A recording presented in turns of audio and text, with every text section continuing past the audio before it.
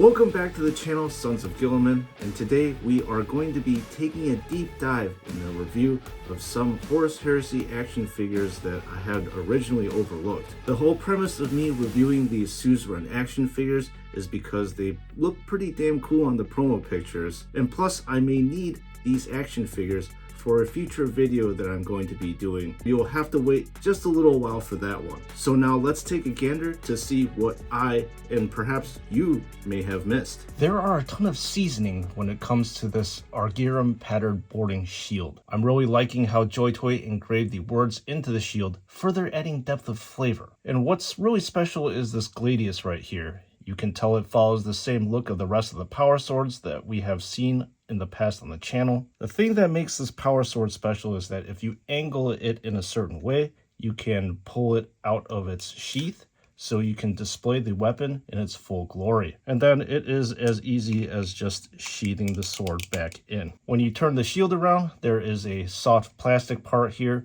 where you loop the arm through.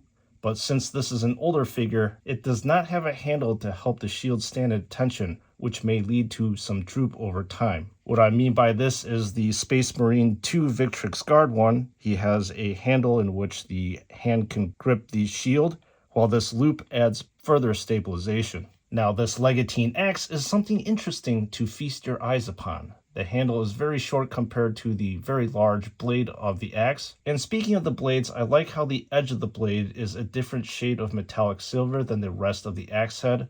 I also enjoy how the edge of it catches light, further increasing the silver sheen. Then you've got these nice raised letters on the McCrag. Overall, I would say this is a tasty looking axe. I really don't know what to say about this bolt pistol except that I appreciate the standard black and gunmetal colors that are on it. The gunmetal accents look exactly where they're supposed to be, but it's strange that this handle right here is black instead of gunmetal. Either way, the most interesting thing on this firearm is this magazine, which has quite an interesting shape to it. With the backpack, I wanted to point out a subtle thing that I appreciate. So on the U, you can see that there's some small cracks which are engraved into the plastic. Finally, the golden skull on the backpack is not your average skull, because it is rocking a laurel in death. The first thing that you will notice on the helmet is the gigantic eagle that is plastered over the whole entire area. This piece of protector wear has a lot in common with the Victrix Guard helmet, as they also are rocking a massive eagle. I do like how the metallic eyes peek out perfectly from the crook of the wings, which is a great design in my opinion. You all know what I'm going to say right now, but I have to say it.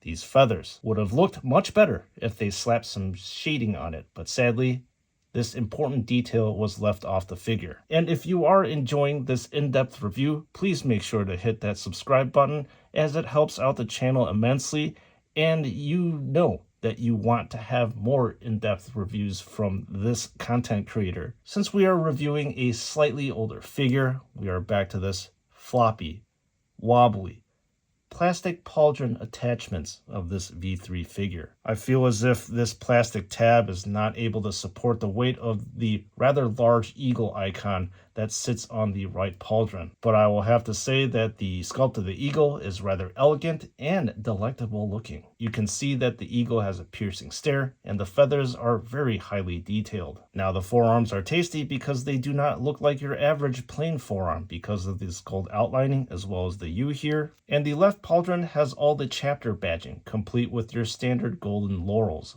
Finally, there is kind of a weathered look on this U here, which I sort of enjoy. The studs or rivets on the chest really brings out some character, although I would have liked it if they colored these rivets gunmetal. The wings that flank the ornate U really complements the look of this area and naturally draws your attention to the center right here. I am not sure what the purpose of these hoses are at the bottom of the chest, but I'll say they do provide quite a unique look to the figure. Now, there is a ton of stuff that is going on with the waist area. This Marine is really prepared for war due to the sheer number of accessories that he's sporting. He's got a pouch on the side and on the back, a set of frag and crack grenades, and this very curious piece of machinery back here, which I'm not sure what is supposed to represent. It almost looks like a lantern or light of some sort. If you know, please leave a comment below. Another thing is this tab that extends above the belt buckle. Again, I'm not too sure what the use of this is, but it seems like it protects the torso area more. So I do find my eyes to be drawn to this glowy blue gem that is nestled snugly between the laurels.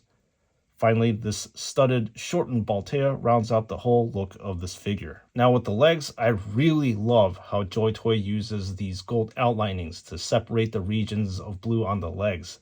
This design cue really makes the figure stand out because if these outlines were not here, this would look completely bland, much like the Headhunters. The delicious designs do not stop there either. We've got these rivets for days, a single laurel on the right thigh, as well as two massive ones on the right shin. In fact, these look more like wheat than laurels. Anyway, the knees are highly gilded with an interesting knight helmet visors on the right one. Then on the back, the terracing really helps the look of it too. Alright, we have the accessories of Suzerain number 1 on the left hand side and Suzerain 2 so we can do a proper comparison. In terms of the overall look of these action figures, while they may look the same at first glance, a closer look reveals that there are subtle variations.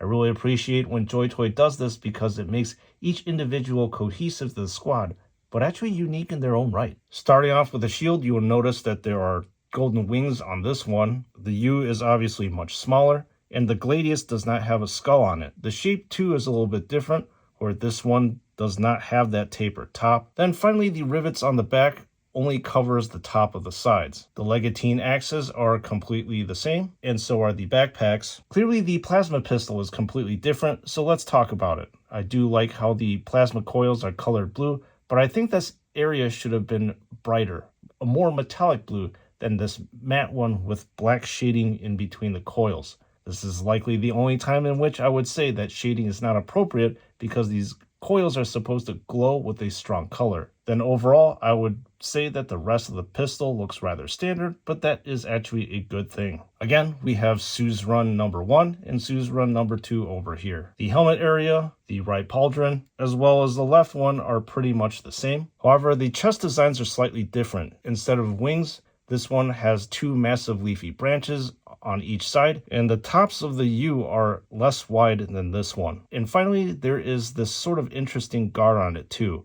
I think I prefer the look of the first one because it looks more cleaner and elegant. You'll have to trust me when I say that the accessory loadout is the same. Then we have more changes in the waist area, especially with the design around this blue gem. This one is clearly rocking the Legion 13 symbol. Then rounding out the differences are the laurels that line the top of the knee, the knight visor on both legs, and more laurels on the left shin. I would say all in all, these are very solid looking legs. Finally, this one actually has steel-toed boots compared to this one right here. I like the steel-toed better because it jumps out more than just the regular blue. And now let's compare this action figure to the rest of his battle brothers. So the Suzerain Marine is exactly the same height as this version 3 Intercessor, and obviously Titus is going to be taller because he's part of the SM2 line. We've got the period specific Remus, and he actually does stand taller than the Suzerain Marine. And over here we now have a version 4 Black Legion Chosen Marine,